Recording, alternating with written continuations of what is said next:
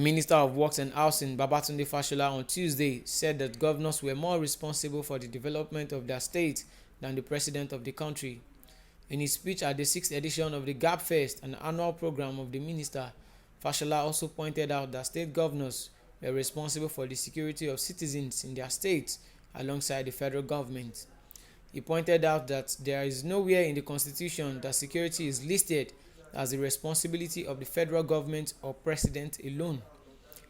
He stressed that in the second schedule of the Constitution, where the responsibility of the federal government is set only, one would see responsibility for the police and the armed forces, which are law enforcement agencies, but there is no such thing as the word security.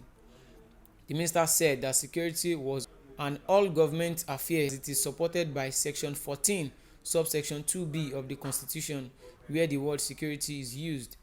It provides that Section B, that the security and welfare of the people shall be the primary purpose of government.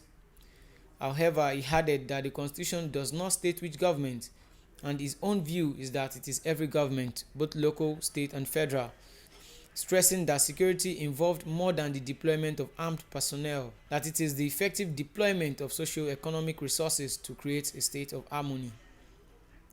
He maintained that breaches of security have evolved from conflict over land for which the federal government has no responsibility or control, to conflict over natural resources over which the federal government has responsibility and control. However, he concluded that governors have as much a responsibility to keep the state safe, and it starts, in his view, with how they oversee the development of the human capital, adding that it is less of a federal responsibility and more of states because people live in states.